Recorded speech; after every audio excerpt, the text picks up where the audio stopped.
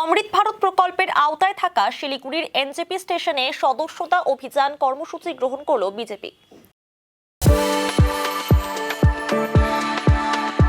We are the dreamers, the achievers, and the leaders. Come, join us today. গোটা দেশে অমৃত ভারত স্টেশনগুলিতে সদস্যতা গ্রহণ কর্মসূচি শুরু করেছে বিজেপি।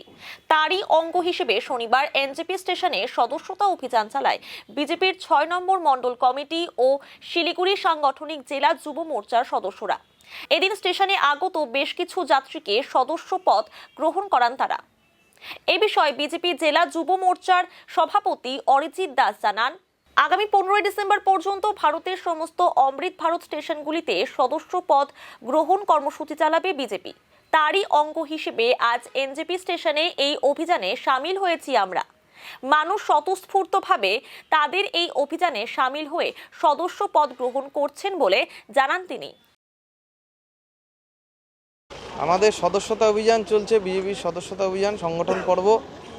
আপনারা জানেন যে আগামী 15 তারিখ পর্যন্ত কার্যক্রম চলছে। আজকে সারা ভারতবর্ষব্যাপী সমস্ত অমৃত ভারত যে স্টেশন, রেল স্টেশন, সেই অমৃত ভারত রেল স্টেশনে সদস্যতা কার্যক্রম চলছে যুব মোর্চার পক্ষ থেকে।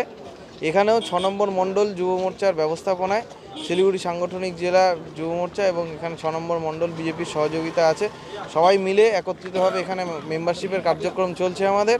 এই কার্যক্রমে সবাই স্বতঃস্ফূর্তভাবে মেম্বারশিপ করছে, আপনারা দেখতেই পাচ্ছেন। এই কার্যক্রম চলছে, এখনও অনেকজন হয়েছে, আরও আমরা চালিয়ে যাচ্ছি, কন্টিনিউ চলবে কিছুক্ষণ। এনজেপি স্টেশনটা যেহেতু অমৃত ভারত স্টেশনের আওতায় এবং অমৃত ভারত স্টেশন আজকে সারা ভারতবর্ষ জুড়ে সমস্ত অমৃত ভারত রেল স্টেশন যেগুলো করা হয়েছে সেগুলোতেই আজকে মেম্বারশিপ ড্রাইভের একটা প্রোগ্রাম বিজেপির পক্ষ থেকে, যুব মোর্চার পক্ষ থেকে নেওয়া হয়েছে।